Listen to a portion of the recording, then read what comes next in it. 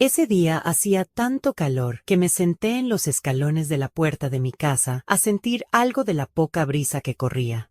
Al rato, como ya era costumbre, llegó mi amiga Marisol para conversar cosas triviales hasta que llegara la hora en la que mi marido volviera del trabajo.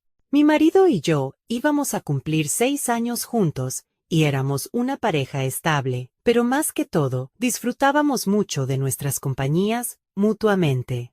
Nunca discutíamos, todo lo contrario. Él me hacía reír con sus ocurrencias, lo mismo cuando me contaba lo que había ocurrido en su trabajo, como cuando veíamos el noticiero o una película. En fin, éramos felices. Pero ese día ocurrió algo inesperado. Mientras conversaba en la puerta con mi amiga, se acercaron 2 hombres a pedir de favor que le diéramos un vaso de agua fría. Era comprensible porque enfrente había un almacén de comestibles y ellos estaban descargando la mercancía de un camión en medio de un calor sofocante. Mi amiga entró por la jarra de agua, mientras yo estaba absorta contemplando a uno de aquellos 2 hombres. Todo él tuvo un impacto fulminante en mí. Cuando mi amiga Marisol les dio el agua, les preguntó por cortesía si querían algo más, y uno de ellos respondió en tono de broma: Bueno, si le echas 2 cucharadas de azúcar y le exprimes un limón, me encantaría. Como había dicho antes, yo no tenía costumbre de interactuar con extraños, porque todo lo que hablaba lo hacía con Joel. Pero sin saber cómo, dije algo que no pude atajar, señalando con picardía al otro muchacho. Si al menos me lo dice él. El aludido sonrió con cierta timidez, y Roberto, que así se llamaba el conversador, aprovechó para decirme. En ese caso, te presento a Fernando. Fernando extendió su mano, y yo en señal de educación, le tendí la mía. Mucho gusto. Mi nombre es Miriam. Al sentir la piel de la palma de su mano en la mía, me recorrió un escalofrío por toda la columna vertebral. No había tenido esta experiencia anteriormente. Hubo un momento de confusión en que todos nos quedamos paralizados. Pero el que parecía ser el jefe los llamó con tono déspota y autoritario. Mientras tanto, Marisol había tenido tiempo de anotar mi teléfono y dárselo a Roberto, ya que ella solía recibir las llamadas en mi casa, y al parecer, él le había caído bien. Se despidieron cordialmente, pero antes él me miró y dijo: Yo te llamo por la noche. No tuve tiempo de explicarle que yo era casada, y que por nada de este mundo le sería infiel a mi esposo, ni con el pensamiento. Serían las 8 de la noche cuando sonó el teléfono y fui a responder. Al levantarlo, oí una voz que me dijo: Buenas noches, Miriam. Soy Fernando. Nos vemos en nuestros sueños. y sin más colgó. Me atrevería a asegurar que la voz de Fernando era tan grave que el auricular vibraba al ritmo de sus palabras. Cuando regresé al sofá para sentarme junto a Joel, mi mundo había cambiado totalmente. Joel no me hizo preguntas, porque nuestra confianza era tan sólida que jamás sentimos la necesidad de preguntarnos nada uno al otro. Ambos confiábamos en que si había algo que decir, el otro lo diría sin preguntas. Yo me sentí incómoda. Lo que acababa de ocurrir era mi primera infidelidad ética. Al día siguiente, vino Marisol como era de costumbre, y nos volvimos a sentar a coger fresco. Conversamos de los mismos temas de siempre, pero no le comenté sobre la llamada de Fernando, porque todavía retumbaba la voz de él en mi cabeza, y si le contaba, seguro que entraría en detalles, y eso significaría una contradicción conmigo misma, que siempre había criticado a Marisol por andar fijándose en el físico de los hombres a primera vista. Sin embargo, Marisol sí me dijo que a ella le había gustado Roberto y que le pareció atractivo. Esa noche volvió a sonar el teléfono, pero esta vez era Roberto para pedirme que le dijera a Marisol que estuviera en mi casa 1 hora después para poder hablar con ella. Por supuesto que no me atreví a preguntarle por Fernando, pero no hizo falta, porque antes de colgar me dijo: Aquí estoy con Fernando. Dice que te manda un beso. ¿Y saben lo que sentí? Sentí una envidia inmensa por aquel desconocido que tenía el privilegio de poder estar al lado de Fernando. Sentí envidia, no solo porque lo tenía cerca y podía oír su voz y verlo sonreír. Mi mayor envidia era saber que la presencia de Fernando no despertaba en él las emociones que estaba despertando en mí. Me habría gustado ser Roberto, para que la existencia de Fernando no destrozara mi vida con Joel como la estaba destrozando. Ahora mi esposo me parecía feo, y sus chistes no me daban risa, y esto me entristecía. Yo era una persona cabalmente fiel, y no solo por principios, sino porque considero que la infidelidad es un acto de baja autoestima. La persona infiel sufre y esconde lo que siente por no lastimar a otra persona, y bajo ese concepto, estaba sintiendo una necesidad impostergable de ser una mujer libre, de poder disponer de mis tiempos y mis espacios con total autonomía y emancipación, de no tener que rendirle cuentas a nadie, de no deberle fidelidad a nadie, dicho en otras palabras, de poder vivir a plenitud lo que estaba sintiendo por Fernando. Así que senté a Joel y le expliqué mi dilema. Joel ni se alteró ni se deprimió. Metió los dedos entre sus cabellos y me hizo 3 preguntas. ¿Lo conoces bien? ¿Estás segura que eso es lo que quieres? ¿No estarás cometiendo el error de tu vida? Moví la cabeza en señal de que mantenía lo dicho, y Joel decidió que se iría a vivir con sus padres, hasta que yo pusiera en claro mis extraños sentimientos. Por mi lado, tuve que recibir el reproche intenso de mis padres, y hasta de la misma Marisol, que consideraba demasiado exagerada mi determinación. Incluso, me ofreció que me fuera unos días para su casa, para que fuera allí donde me encontrara con Fernando, y no en la mía, que había sido el santuario de Joel y mío. Pero no acepté. No quería mover ni un centímetro del orden en que habían ocurrido las cosas. Me asustaba pensar que si cambiaba de lugar, cambiarían mis sentimientos o los de Fernando. La primera noche que nos vimos, nos entregamos uno al otro. En mi interior yo tenía mis dudas. ¿Cómo era posible que alguien así estuviera solo en este mundo? Me imaginaba que las mujeres más bellas de su barrio estaban rendidas a sus pies. Era realmente perfecto. Me encantaba literalmente cuando me decía, en medio de caricias tiernas: Yo no tengo nada que ocultarte. No soy casado ni tengo hijos. Mira, aquí te voy a anotar mi dirección. Puedes ir el día y a la hora que tú quieras. Mi vida es trabajar desde muy temprano hasta muy tarde. Y en eso tenía razón. Por muy tarde que nos hubiéramos dormido, él se levantaba religiosamente a las 4:30 de la mañana y se iba hasta sin desayunar. Por las noches venía a verme, un poco tarde, pero noche tras noche sin excepción, y eso despejaba absolutamente cualquier duda. Los fines de semana sí podíamos salir y divertirnos en cualquier lugar. Me di cuenta de que no se trataba de una fascinación fugaz, y en el fondo me tranquilizaba saber que si bien Joel estaba sufriendo, al menos no había sido en vano. Yo había defendido mi felicidad. Así transcurrieron 2 meses. 2 meses de total armonía entre lo que deseaba y lo que estaba viviendo. 2 meses que me parecían una eternidad. Me enamoré del resto de las cualidades de Fernando. Era buen conversador, era caballeroso, era protector, en fin, perfecto para mí.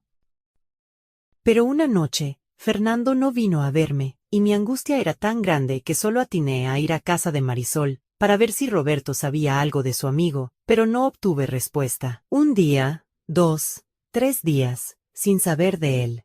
Fueron días sin sentir apetito, sin tener ánimo ni para llorar. Sí recuerdo que desaparecieron todos los colores del mundo para mí. Ahora, todo me parecía color sepia, marchito y opaco. Mi congoja era tal que mi corazón trataba de avisarme de que no me olvidara de mí, y palpitaba fuerte como para que yo reaccionara. Al 4.º día tomé una decisión muy drástica. Si él me había dicho que podía ir a su casa a cualquier hora y cualquier día, no se podía molestar porque yo le tomara la palabra. Le pedí a Marisol que me acompañara. Para entonces, Marisol y Roberto eran amigos, pero él era muy discreto al hablar sobre la vida privada de Fernando. La única solución era enfrentar la verdad por mí misma, porque las teorías de los posibles motivos de su ausencia me estaban aniquilando. El municipio donde vivía Fernando quedaba muy distante de mi casa. El viaje en autobús duró más de 1 hora. La zona era un poco peligrosa, pero yo estaba dispuesta a arriesgar todo con tal de salir de mis dudas y mi inquietud.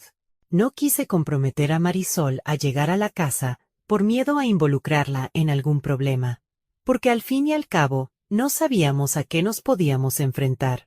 Le pedí que me esperara en la misma parada en la que íbamos a coger la guagua de regreso. Mientras buscaba la dirección que me había dado, pensaba para mis adentros que no sería difícil encontrarlo, porque seguramente era alguien famoso en su vecindad. Finalmente, un señor me indicó su casa. Toqué la puerta, y me atendió su mamá.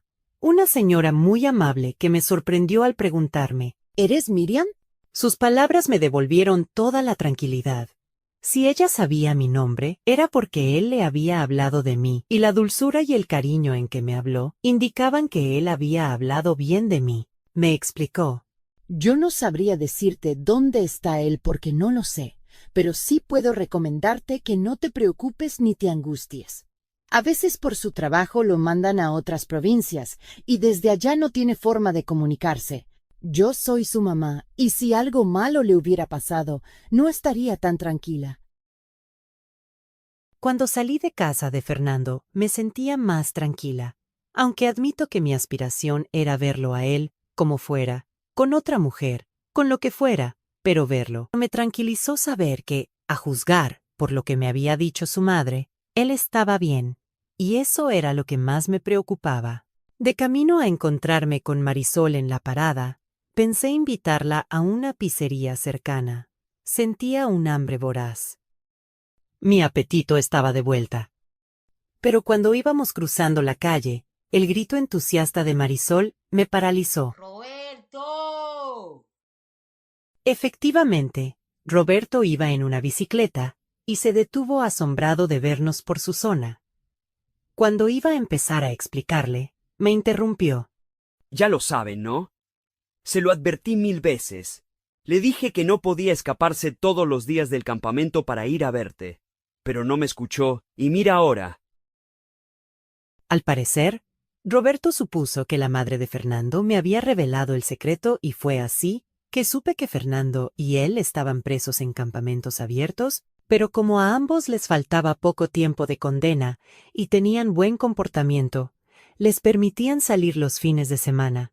Pero desde que Fernando me conoció, hacía tratos por dinero con los guardias para que le permitieran salir todas las noches después del recuento nocturno, pero con la condición de que debía estar presente antes de las 5:30 de la mañana para el primer recuento del día. Como ese día llegó tarde, lo enviaron a prisión cerrada como castigo. Lo que sentí al saber que Fernando estaba preso fue como si yo estuviera en un ascensor y éste de pronto se desprendiera y cayera por su conducto hacia un abismo. Y no sentí la más mínima vergüenza de llorar abiertamente en el viaje de regreso, frente al resto de los pasajeros.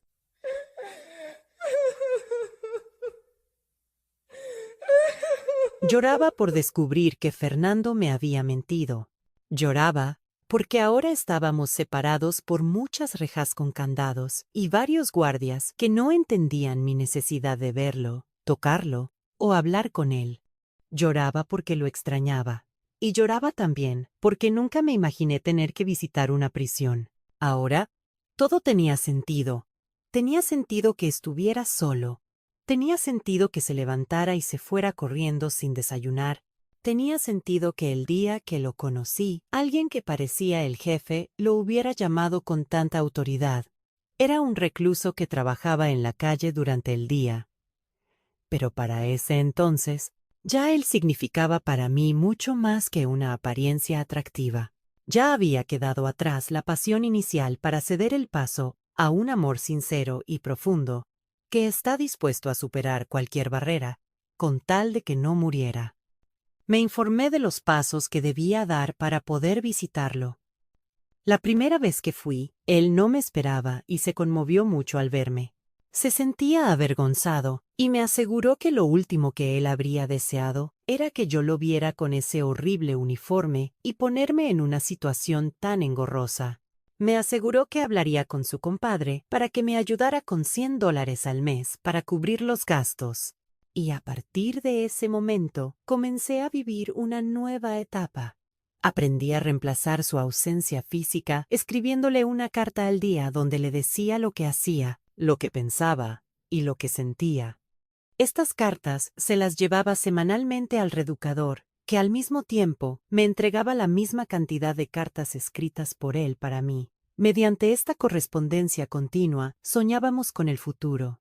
Por increíble que suene, yo era feliz. Era feliz porque todo lo que yo hacía lo hacía envuelta en un aura de paz, de seguridad y satisfacción tales que donde muchos veían sacrificio, yo veía privilegio. Todo iba bien, hasta que un día, mientras preparaba las cosas para la próxima visita de Fernando, fui a comprar a una tienda cercana a mi casa y al querer pagar, el cajero me dijo que el billete era falso y que debía confiscarlo. Cuando se lo expliqué a Fernando, él confrontó al compadre mediante una llamada telefónica desde la cárcel y éste le juró que yo estaba mintiendo. Esta situación inesperada trajo terribles consecuencias entre Fernando, su compadre y yo. Ellos eran como hermanos, y el compadre dijo sentirse ofendido por la desconfianza de Fernando y me pidió que le devolviera sus $100. Yo no tenía de dónde sacarlos. La angustia de Fernando se acentuaba por el hecho de estar atado de pies y manos y no poder resolver las desavenencias de forma personal. De la angustia pasó a la depresión y por consiguiente dejó de escribirme cartas. Lo que más daño me hacía era que el poco tiempo que teníamos en las visitas lo malgastaba hablando del mismo tema. Pero lo más angustiante para mí era que el estado de confusión de Fernando era tan profundo que dejó de escribirme cartas. Esta ausencia representaba un tremendo vacío en mi existencia, ya que era la única manera de comunicarnos y mantener ardiente la llama del amor. Uno de esos días, ya cansada de una situación de estancamiento sentimental, le pregunté, ¿no confías en mí? Y me respondió, yo sí confío en ti, pero pondría mi cabeza en una guillotina que mi compadre no haría algo así, y me molesta que todos digan que nuestro amor vale $100. Me sentí humillada, me levanté y salí casi corriendo del lugar. Anduve vagando durante un rato, pero al final del camino había tomado una decisión. Dejaría de ir a verlo. Yo lo amaba con toda mi alma, pero en gran medida, mi amor estaba fundado en el amor que él siempre me demostró. Ante esta situación, yo estaba consciente de que debía poner distancia física de por medio, porque si seguía cerca de él, no estaba muy segura de que mi corazón no iba a flaquear. Elegí como destino la provincia de Gerona.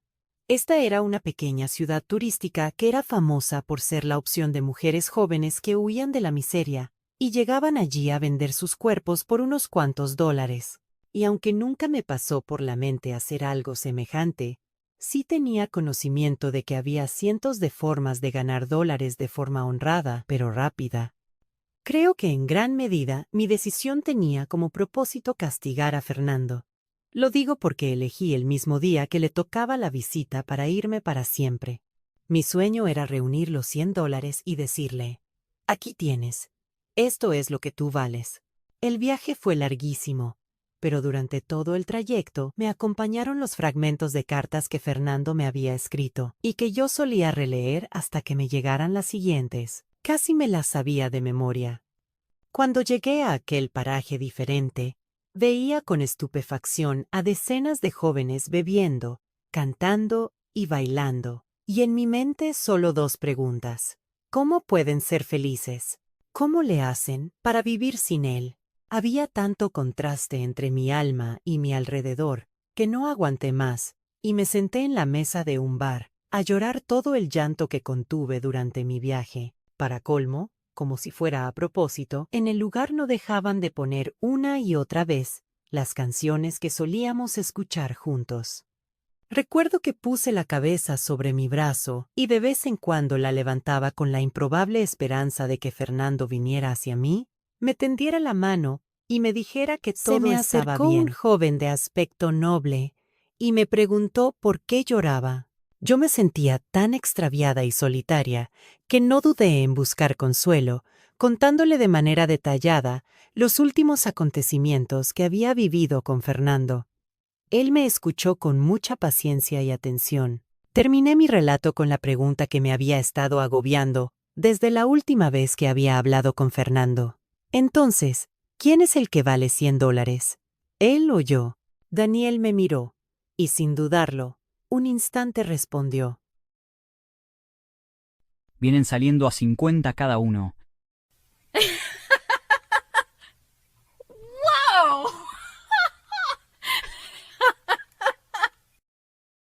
La risa franca salida del corazón me sirvió de catarsis, y cuando terminé de reír me sentía renovada.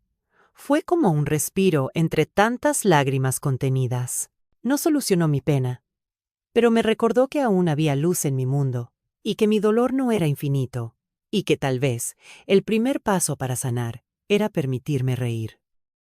La charla fue interrumpida por la mujer de Daniel, que se sumó inmediatamente a la conversación. Gracias a ellos, mi estancia en Gerona fue más fácil de lo que imaginé, porque me pusieron a ayudarlos en su negocio, que consistía en guardar y cuidar las pertenencias de aquella población flotante, que muchas veces dormían en la arena y se bañaban en el mar.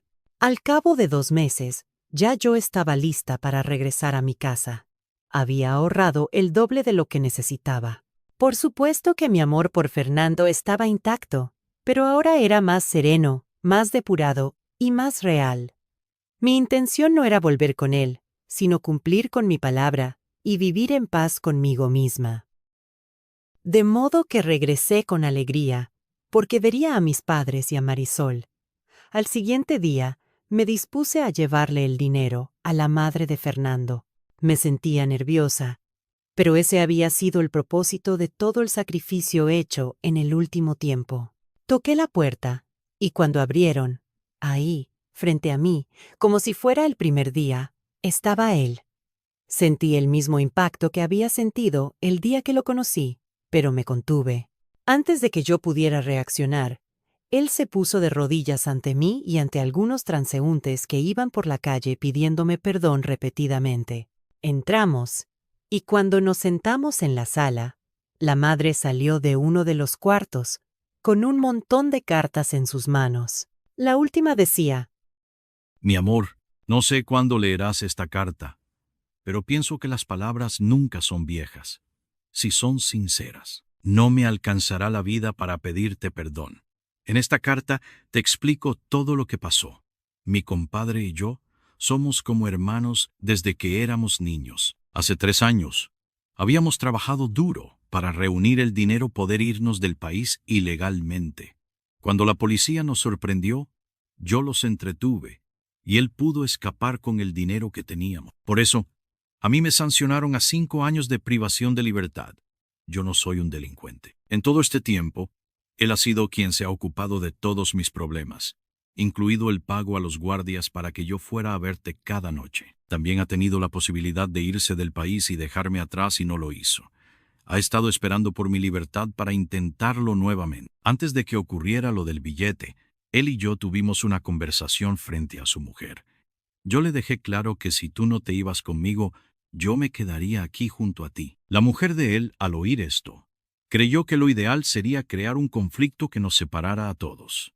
Por eso, se las agenció para cambiar el billete que él te debía entregar. Ella se involucró con un traficante de billetes falsos y cuando lo capturaron, la mencionó como una de las compradoras. Ella está presa porque, a diferencia de ti, ella sabía lo que tenía en sus manos. Cuando él me hizo la pregunta de que si yo desconfiaba de él, le respondí lo mismo, pero a la inversa. Pongo mi cabeza en una guillotina por ella. No les mentí a ninguno de los dos, pero ninguno de los dos buscó un poco más allá. Mientras escribo esta carta, él está con mi abogado para gestionar mi libertad inmediata, ya que antes de ocurrir los hechos por los que me enviaron a prisión cerrada, técnicamente yo tenía derecho a la libertad por conducta, y ellos, por descuido, no se ocuparon de tramitarla. Ahora, Es la dirección del penal la que está en problemas con la fiscalía, y no yo. De ser así, seré libre la semana que viene. Iré a buscarte donde quiera que estés. Te ama con todas las fuerzas de su corazón, Fernando. Y esta es la historia de tu abuelo y yo.